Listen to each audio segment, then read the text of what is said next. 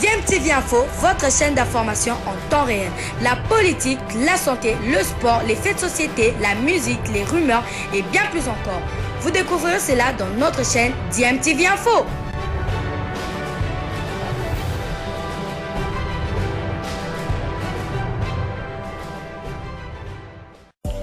Vous êtes sur DMTV, bonjour ou bonsoir, tout dépend de l'heure à laquelle vous nous suivez. Tout plaisir est pour nous de vous retrouver, mais surtout de savoir que vous êtes nombreux en train de suivre votre chaîne YouTube DMTV. DMTV qui vous propose l'actualité, vous propose également des analyses et des réflexions sur des sujets d'actualité, sur des faits sociaux, tout simplement sur des réalités que nous observons ici chez nous en République démocratique du Congo.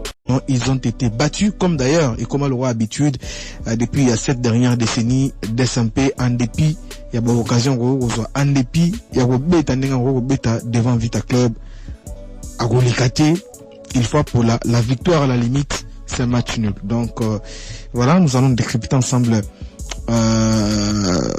cette rencontre d'hier entre les deux formations.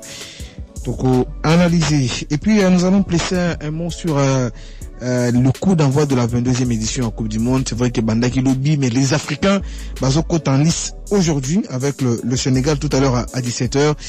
Quelles sont les chances des Africains pour cette Coupe du Monde? Est-ce que déjà le Sénégal a Koki, Azana Makoki sans Sadio Mané, a lancé signaux forts pour la suite à la compétition, parce que les Africains jusque là, il faut sans doute tout briser, n'a malédiction, tout briser et puis tout combattre la dernière carré, pourquoi pas na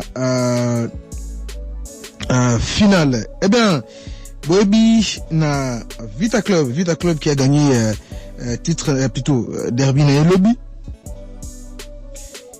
Il y a certains supporters de Vita Club que je ne sais pas comment identifier, qu'ils se sont se prendre na ndeko Mange Maria, soi-disant Azo Bundisa équipe. Il y a eu beaucoup de situations autour de ça. Nazana Bavo ici on a balancé quand même en antenne les concernés anciens conseillers na niveau et coordination à Vita Club qui avait démissionné clairement abi atikane mamba Vita Bandakala. Pourquoi toujours revenir sur sa personne? Il s'est senti lésé et puis entamer démarche à niveau de justice pour la battre oyo le marambo bango le bien là bazala capable de pouvoir la justice. J'ai été saisi d'ailleurs par son maître avocat naé a saisi ça qui biso pour faire voilà parvenir biso indignation. Il y a Kylian naé, je crois Bourou Landaépé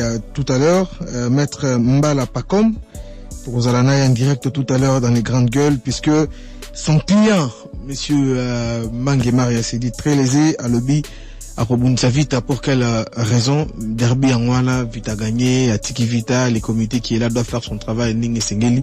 Et Bango, Basali Banda, n'a sens qui a démissionné, il ne peut plus. C'est un gérant de Marambatel. Vita Milé avec le bien, comme tout avec le bien, sauf vite et poli. Ata Sali Samla aura passé dans le thème, sauf vite à gagner, journée n'est bon.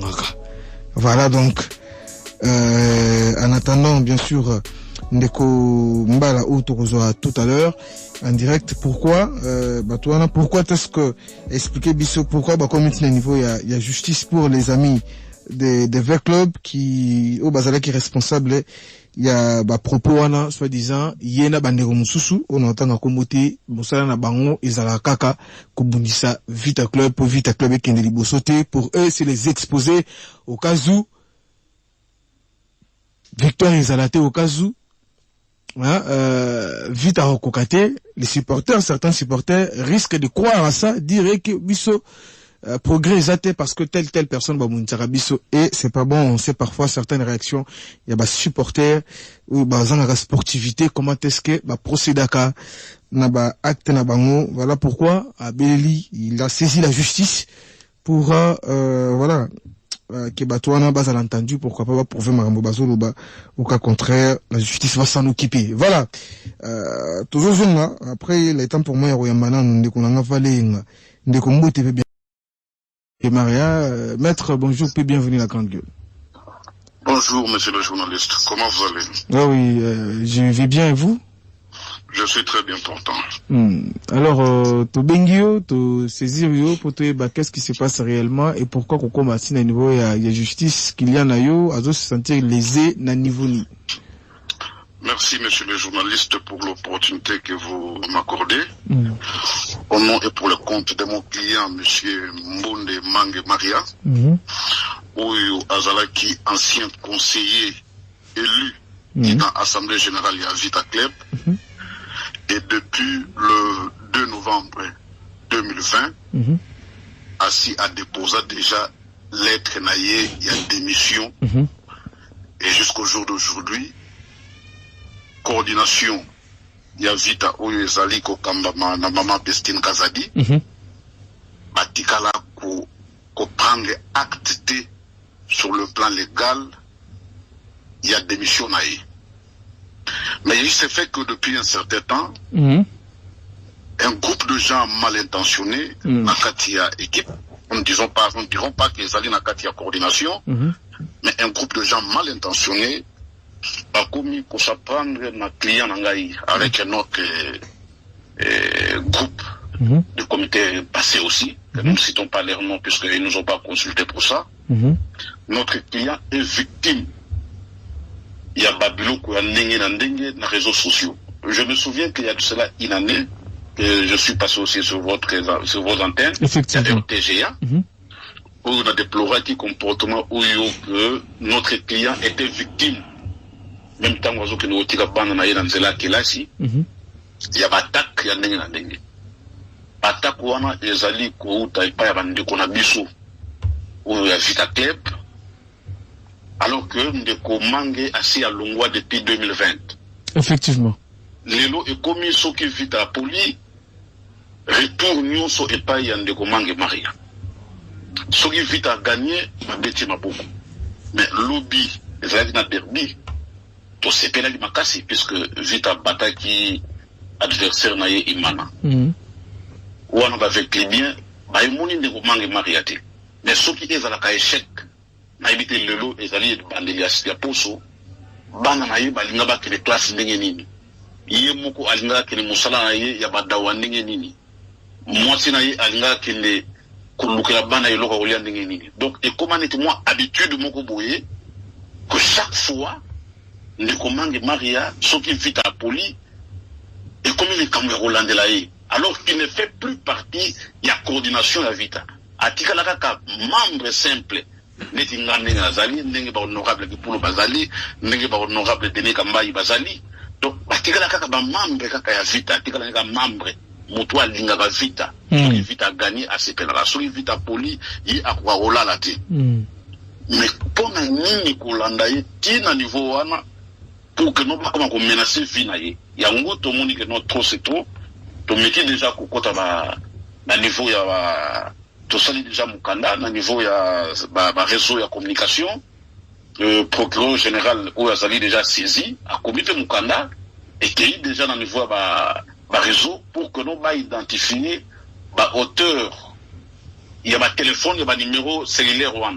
So il y a bango, nde bakocha bango maboko. Yango to sengi na bande kwa vita, batika ko déranger Ndeko Mange. Ou Azali peut vécliber net bango, mais Azala coordination te. Azali peut nata ata mukete rolinga que non vita epola. Donc yango to yebo bele la ipana bino que non. Bon me ka benda bandeko o mususu wana. Bazali banguna ya Ndeko Mange Maria.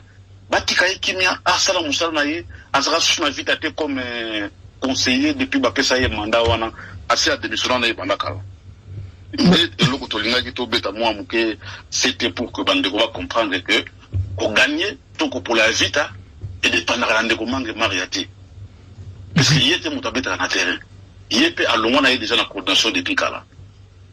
Alors, est-ce que vous réunir preuve à la justice? Parce que bon, c'est bien de dire, bon, est-ce que la preuve est allée vraiment menacer?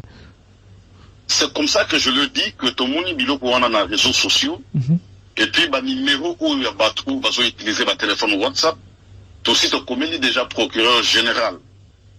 Le procureur général a eu déjà réquisition d'informations, a commis le service, tel réseau cellulaire, ou ya biso na Congo au moyen tanga comme na onyoso ezalité mais toyebi par exemple auto salela o ngana auto solola OK ba saisir bango déjà ba correspondre à procureur général banani bazali ba porteur ya ba numéro wana n'étant ba répondre à procureur général au même moment action où ils allaient déjà ouvert sous le RMP n'est pas qu'au kanga ba hauteur wana ba preuve wana déjà ils allaient réunis tous c'est la kaka réseau cellulaire à répondre à la procureur général que téléphone tel, ils allaient en déco journaliste tel, ils allaient en déco tel.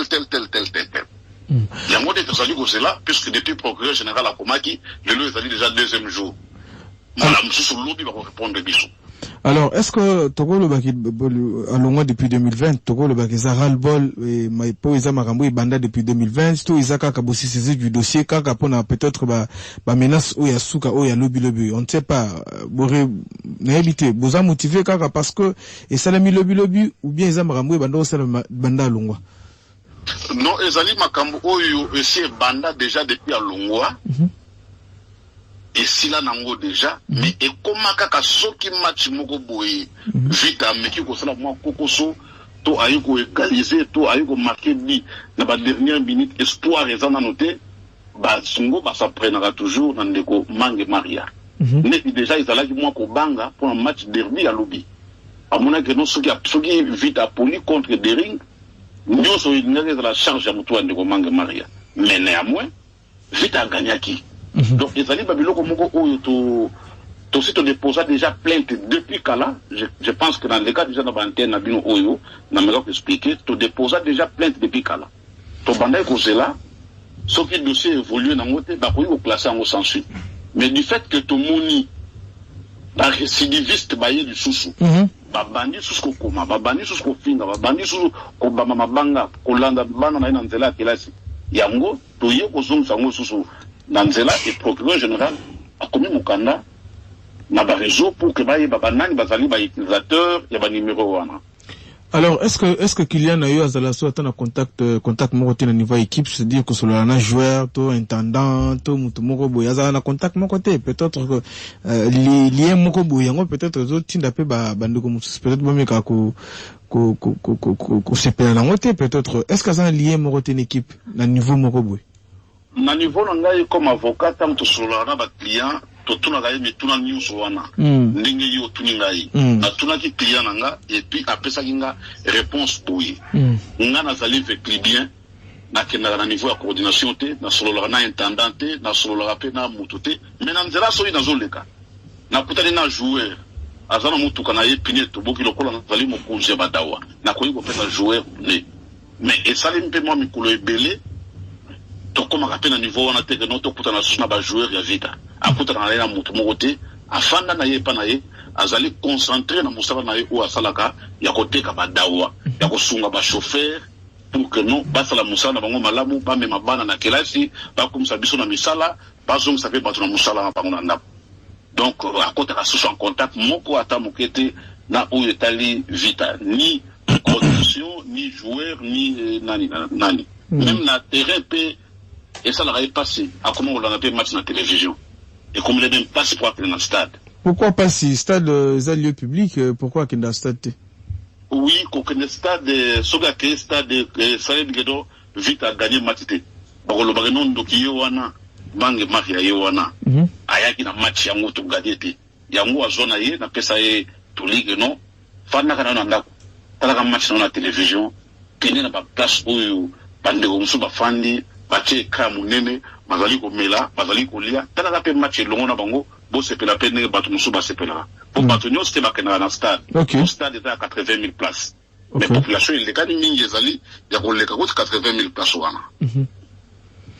Voilà, merci beaucoup monsieur Mala. Je rappelle que ça avocat Yandeko Mange Maria bozo dénoncé bah menace aux de part et d'autre, mais sinon toko tika la en contact peut-être pour toi suite il y a dossier à Bandeko ou puis toko pesa conseil bah tianase parce que vie à mutu que exposant c'est très compliqué surtout pour quelqu'un qui est responsable.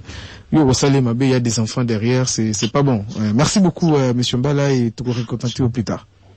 Merci, monsieur le journaliste, là, pour ton évidence. Merci beaucoup.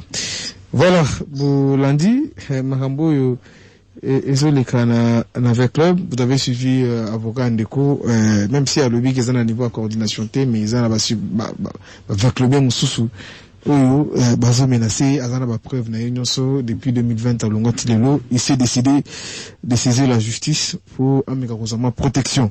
On en parle. Alors Ndeko Val, je crois le temps pour moi n'a marqué à ma petite pause. Bandungu na biso ya Pays-Bas, Hollandais, ce sera 17h de Kinshasa. Alors, match betamina, on a habité, tinegibino buka kawana. Qu'est-ce que ça voit? Kiti. Ato mama bende wana e kabola ba tribune wana. Dengo ko ici wana. Arbitre ont ici match na terrain et puis match ça rejoué. Non, bandeko, mais quand même toujours interpellé bino boyo kaka quand même. Ce n'est pas sérieux. Ce n'est pas sérieux. Bocha ba moyen bo bon équipe na bino et la lina foot qui ne sanctionne pas bandeko finalement ils ala nini yango bandeko na biso mso na otanga komote ba bulu logo bino bozala ka contre bango quand il s'agit de XY ba sanctions zate me bat ba buka ki ba image ezali pourquoi finalement ou bien l'état aloba que non on a kangi stade na ngai comme ça na betaka match à l'opa comme ça bino bo se débrouiller ce stade là n'appartient pas à la lina foot ni aux équipes engagées à la lina foot c'est pas sérieux. À chaque fois, besoin d'interpeller bino stade wana mongo zobi maike na boza batoli bossa ko critiquer gouvernement awa batoli bossa ko critiquer ministère du sport mais quand il y a les efforts bino bozo sani bozo que ce stade wana simat yebi sanga stade selling culture wana ko buka ka stade to ko sisango te bossa wana banane 90 bané 2010 bané 2000 à 2010 de 2010 à 2000 boko le maté c'est qu'est-ce que ça a changé buka ba stade et changer nini. Comme ça, parce que je ne vois pas le supporter de Mazembe, ma perdre match, ma salini, ma longa, ma tomboka kit. Boyogi, babuki stade. Babuki te pour éviter ça, bango, babateli. Mais ceux qui ont été en train de se éviter, hein. Ceux qui ont été éviter, Antoine, tu évites un temps, mais mais wana babateli pour ça, bango. Bino peut bosser la peine à bino. Parce que trop c'est trop. Terrain, entraînement, pas ma besoin d'engote. Il y a entraînement, il n'y a pas ma besoin. Quand on a stade. Botonga, c'est pas sérieux. C'est pas sérieux, ça va bien public. Boy bako battre lango. Et ça vite à terre humanité, yanga te soki yananité. Ce qui bo poli, sportivité oblige, bo songa bo sa banalise, bo bongama. So bo gagner, so bo c'est ça. Qui te beta kabalité, maman bende wane beta kabalité. Nous allons suivre la réaction de la LISPED après ba casse aux ala qui lobby. Il faut na loba, ya bande kwa imana. Bino lobby bo digérer des fêtes contre vite. La LISPED a suivi vraiment avec tristesse, amertume, avec regret les actes de vandalisme, les actes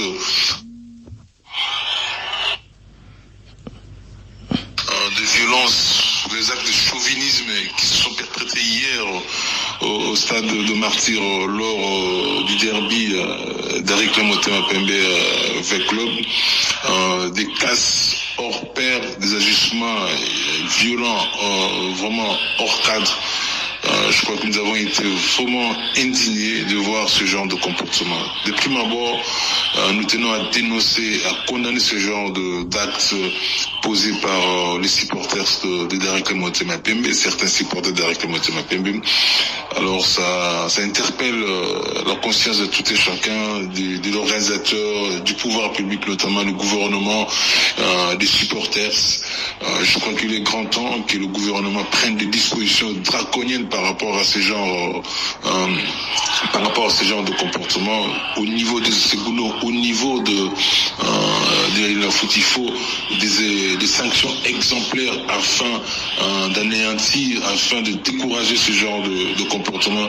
Et nous estimons même que le gouvernement doit ouvrir une enquête parce que trop c'est trop, ça risque, ça ne risque même pas, ça devient une récidive au moment où le gouvernement est en train de fournir beaucoup d'efforts pour réhabiliter, pour réfectionner le stade de Martyr, mais il y a des inciviques qui viennent perturber, qui viennent casser impunément le stade de Martyr. Donc il revient à nous, il revient au gouvernement de s'y pencher pour qu'on arrête cette hémorragie qui est en train de ternir l'image du football congolais, en particulier du sport en général. Et il faut mettre la main sur tous ces malfrats qui sont en train de perturber l'ordre au niveau du stade du Martyr. Et nous estimons et nous proposons qu'il y ait l'organisation des séminaires, des forums au niveau du ministère, au niveau de la fédération, pour qu'on puisse donner du temps par rapport à cette calamité et par rapport à ces fléaux qui est en train de ronger le sport congolais. Nous disons la violence continue toujours au niveau des stades. Non seulement c'est Kinshasa, mais partout ailleurs, dans le Haut-Katanga, dans le Grand Bandundu, dans les Kivu et consorts. Donc il y a la violence. Moi nous estimons que nous devons mettre un point là-dessus. Nous disons non à la violence, nous disons non à ces troubles qui sont en train de se produire au niveau des sélections sportives. Donc, la LISPED condamne avec la dernière énergie ce genre de comportement, la violence qui avait élu hier domicile au niveau du stade de Martyr. Merci. Nous vous remercions. Merci la LISPED. On prend le premier intervenant. Allô, bonjour. Allô, Ndeko Sylvain Toubadia. John Delenko pas mal élé, pas mal au Taken Tumba. Oui, Ndeko René Mungala plutôt. Oui, la paix Sombo Tebele, la paix Sebodike, nous sommes Tebele, Balanda Grande Guerre. Bon, au moni, biso tangu Tobuka qui est, pardon, tangu biso Totala qui match nil na GSK, Tobamba qui Bamasuba, Banini, mais ezala ki mabe Tobuka ki te yoka ki bandeko nyonso tu bandeko loba yango puisque ezala ki mabe ezala bandeko na biso dering batelemela ki biso boza bakolo bandeko mazembe balobaki boza bakolo bango nyonso balobaki mais biso totikala ko buka te mais leki na biso o biso ko créa maki na 35 ye na 36 ayi ko buka nde ya ko buka ko bebisa ozomona exactement malamu mon côté il fallait qu'on supportaka ba nyinyo so ba résultat nyonso tout au sport au bobe sa match fait qu'on supporter yango ndengo lobi ke donc bande comme azembe babuka te babuka ube babuka ba stade na bango te oui pour ces ya bango moko mais na Kenya babande ko buka mais yango na pe biso bana veya na bana deri to tonga stade na biso nga wi ko loba ba ko to kanga stade wana tota la perte bango ba ko beta tota la perte bango ba ko buka. Vous comprenez? Et ça m'a baisé, mieux comme on vita, des rings, renaissance, ma tête à l'union, ma tête à l'imoso, puis à désordre, la bassade, et ça m'a monté. Donc, la paix conseil de Mango, tout ce qui est le Kouana. Pour la derby, mais lui, ça qui fait ça, j'ai nommé des temps de Koutanaki, même si il noté pour gagner 1-0. Il y a un qui noté des rings, il a gagné Bisso. Mais, il y a le barata prophète, il y a la botelier, place à qui prophète, tu vois, pour ce qu'on a fait, j'ai dit 1-0. Merci. Mais non, on n'a pas de dirigeant. Quand vous dirigez, vous savez, tu vas aller à Liboso, à cela qui m'a comme malamou, ou bien cela qui m'a comme malamou. Je dirige, on le connaît, si manaillé. Les cahiers, cela m'a comme malamou, et retombe l'équipe. Hein? Papa, donc, dirigeant à des rings, voter les mabos, tombe l'équipe, on a des rings, et donc il ne recouvre pas. Pour nous, c'est tout qui m'a fait soin, à d'autres cabines, à d'autres bandes, à d'autres cabines. L'effort, on est fourni pour la dérive. Et ça, là, et ça qui fait bien. La Sulikawana. Merci beaucoup, Ndeko. Rémi Mungala, 097 30 50 850. Mbote Ndeko Bengo Pekomone. Bonjour. Bonjour, Ndeko. Ndeko, on va dire merci de m'aider depuis ma boîte. Oui, Ndeko, ma belle. En fait, si on sur la grande gueule bambo de donner bon début de la semaine, bon, on a continué la thématique de Sylvain. Moi, je acte au Bassala en marché et ça la remarche. Parce que mon grand supporter, passe pour la club, mais attaque pour lui. Attaque avec cela, il va faute. Jamais on reçoit des ordres dans le stade. Parce que le stade, il y a un organisé à Bissot, il y a une invite, il y a des DCMPT, il y a une renaissance. Je suis dans le stade, on a Kina, on a Sylvain. Ça va vite, on a la coupe d'Afrique. C'est ce que le stade, on a Bakanyan, donc il y a un match. Un de Sylvain. J'ai bleu au fond le bar. Au bon moment où tu peux t'en aller à Combo, la dérive, la boucle à la quitte. On attend un combo. Yo, Gaïté. Ouais. C'est que Gaïti. Na wazinde au Sylvain, autant y en a souka. Na bi bonne au Sylvain. Lina foot akomana autorité du baba club mais biso. Et là na vite na pas en invité. Ça dit des gens hein, spécialiste et tout le monde. Pour ceux qui et tout le monde ma carte le bozo ngelaté. Pour les gars ba gang wala soit disait ba gang wala ba kipa pa ngoté bon vous avez dit ma moni bana wala ba ça va bloquer on a faire ba ça là. Donc na souper na action ata muté de match sur le terrain. Pour gagner, pour mettre un bon poli, pour mettre un bon bouquet, pour gagner, pour gagner l'équipe nous là. Mais prendre des belles vraiment, faisons pour l'équipe dans notre club parce que de gagner qui télévision va bien, on a des mots sur la bise donc dans deux heures d'une bande de gagner en bise là facile. Mais on va habiter, on passer sur ma mutuelle les pocheaux, donc il y a assez à nous vite à Kitogo. Merci bonne journée de remercier Vindier, merci de m'avoir ngabo. 097 30 50 850 097 30 50 850. Allô, bonjour. Allô, bonjour. Allô, Sylvain, bonjour. Bonjour. Jean David de Monagolf. Oui, Monagolf. Kubadai, mimi mbona kulobana mboyo. Batu bakani takateke na Congo ba club ya Kinshasa pesi. Congo tozana ba club de partout. Webinga David Mazembe mukolo nanga ya liboso ya koyoka émission ya Grande Gueule. Na landa yango na isihu na F. Deuxième Grande Gueule na ekolandango na Ilebo na Kasai. Donc nous sommes le baka awa ba conseil se fait ça ba club ya Kinshasa oyo. Tina S ba tubalandaka. Tina ba Ilebo na ba Manyema tu ba tubalandaka Grande Gueule. Mais comment ça la film kokota la mitolo ya ba club de stade oyo ita congolais azo bisambo to baja oyebi na ko ekisona le loko moko na mwana tu omone ça on a ba so vita na ba so imana ba so buka stade dernièrement na kutana na vite avec club pine ya vite na bango et kufa na flambeau vite ya vite baza na pine ya réserve te balongola pine ba pesa kwado abamba ni kwado akili sende ba cha pine wana na vite. On va continuer côté on va kokinde parce que ya kutu na mbutayage mais une réserve ya 10% na ngote kaka stade ndeko so buka hein ndeko kotonga stade wana mukoloni en tout cas vraiment pour ça quand même na soni yima na obeti match mais on continue ko chabite qui t'a profité na occasion muke ba chabi est-ce que ça vraiment ko buka stade en tout cas vraiment comme ko sala soni comme ça émission oyo esi ngana tingasani te soit na malukute émission oyo balanda kango Congo mobimba oyo to salaka capitale donc boza miroir ya RDC il fallait quand même tant batombo bazo landa bino donc pour la ba exemplaire chasse la capitale à Congo to benga bino banani parce que pour faire vayu de to benga bino Congo ni faut changer en tout cas vraiment c'est ali propreté en tout cas aujourd'hui de la sanction tout le monde de tenir pour tango na fédération sanction et ça c'est donc ministre ya sport papa bonjour na makambo so l'état ko bana nipeleka mbongo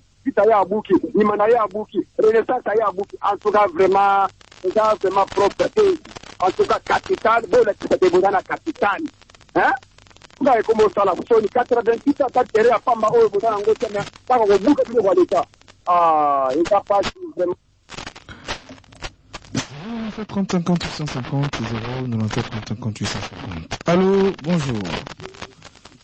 Bonjour Ndeko. Awo bisayo ndeko tubajai. Mata volume Ndeko. Tombola mungongo Ndeko. Voilà, allez-y. Jibe tungalem. Bering ayaka suko beta linafuti ayaka ndoko kwa moto linafuti kwa kwenye hadi Kongo.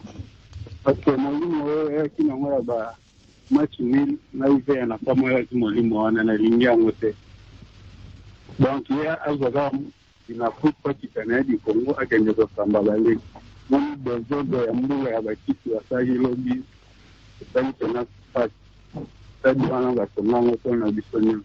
Ndenge bazana mwalimu akobe bisawana tozo kamera mwalimu wana wakona ndoko mange mara ya te récupérer et puis akobe combattre avec l'EDT mais ma bête ali ya bandoko mususu bazana katoka combattre avec l'EDT lingelo kwa anate tozo travailler qui na air na yo kende malini exactement ya kutu banda ko compliquer Donc, on a fait Merci beaucoup, cher ami, de nous appeler depuis la commune de Ngaliema. Merci à vous tous qui continuez de nous suivre sur la 88.1. Je salue mon cher confrère Patrick Ofumba. Il est également branché en train de nous suivre de quelque part. Merci beaucoup. On prend quelqu'un d'autre. Allô, bonjour. Mbote Mbote Badiaï. Mbote, premier Moutaï Manaroben, Ngandego Charlie Ndongala. Tumando la bine, Star Plus, mon adora, beau contact. Toujours au cabinet. Ah, nego Sylvestre Badiaï. Vous allez tout ce mot dans la grande guerre nosso. Ok. En tout cas, biso besoin condamner ba acte wana le kaki na Martin. Besoin condamner vraiment avec dernière énergie. Ndako tukona ngana ndingaki jour au tomonaki vite abetaki après 1000 na desordre wana basalaki milai ba délocaliser. Bato nyonso bakosala saison au besoin to batina biso tobeta na courant mpova. Tomona siko que difficulté mutoko ndekuna au poli total à ce que tu connais. Si tu vous des exemples, ma vie, vous avez plus de 95 ans. À tant que grand tellement négligé que nous basala kana yote, il m'en a fait lengo. Vous êtes parvenu que vous que nous continuez déjà à biso que combien de fois quatre à boy ba match, bazo délocaliser ba match na biso so ngeta na l'union nationale. Ministre ba moi ba moyen et l'état congolais a qui ba moyen ba stade na benno mais aussi bazo cela yo imana po kulina vita oyo kutu vita zana ina ba jouer ba bien te presque ba vétéran ba gagner biso au sali des ordres en tout cas ba biloko wana ko ba imane to condamner avec dernière énergie nous avons le football nous allons quoi résultat nous avons des têtes nous avons nini nous avons ko gagner bango ba tsane formateur que mona ki ba kala ki vita na jego azala ki to ko tubadia ibo beta na sepe na barbi.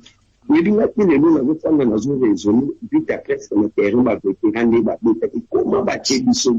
Mais tous les côtés, nous avons ramené un mot, mais on nous a juste la peine de président, la Tchélimana, avant ça, comment jouer au bêta, sa motivation est bien.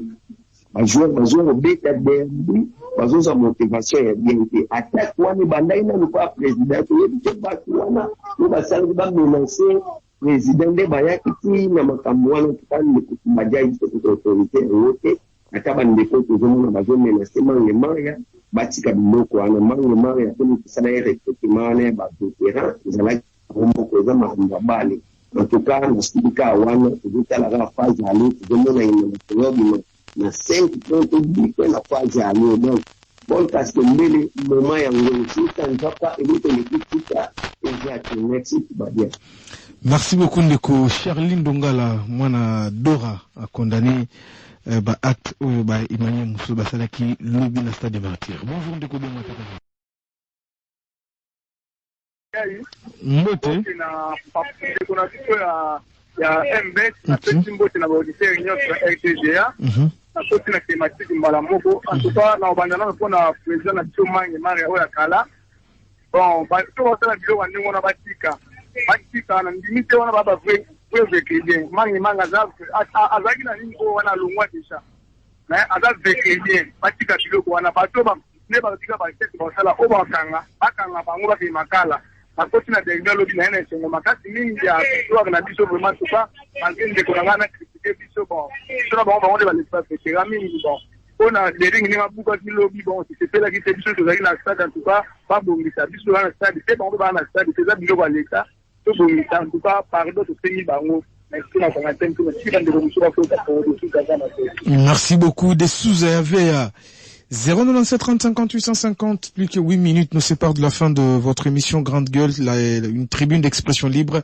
Mais sauf qu'au fin, je peux répondre Mungande Pekisama, au Bengi, au Pesiayo Makansi. Merci, on prend quelqu'un d'autre. Allô, bonjour. Mbote ndeko Sylvain Kubadiaï. Mbote ndeko Basile Manavea.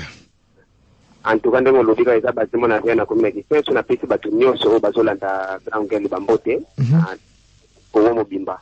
Bon, na kena basije ya ndeko na biso na Mange Maria en tout cas biso to ko apuyete parce que Mange Maria za mona veya to yepe Mange Maria yepe soki bazotanga kombo na biso milinge zo bima soki moto zo pela en tout cas milinge bima kate donc soki pe biso to ko ngana ko na parti mote parce que qui pesa biso nyoso donc yepe ndeko to Mange Maria ayeba teke to kazala bato oyo bazo ko appuyer soit bazo benda il faut combler tanga maka donc il ka benda na Afrika batwana mais ce qui fait azati en tout cas bande ko bazo meka kombena ndeko na biso mange mana za vrai vita kidie patrika donc tous les deux parties faut condamner donc ezati que notre benda ka moko matoité tous les deux parties faut condamner parce que bisika moto zo pela milingi bimaka place wana donc soko moni moto zo pela milingi zo ta place c'est que moto pe ezo pela place wana asi mona vena comme existence na kepo na derby à loti en tout cas ndenge ndeko na biso azoloba ngana nazo féliciter nano ndeko na biso Charline Ndongala ndenge azaki déjà prophète ya équipe na malera prophète équipe na bango parce que yebaki déjà que non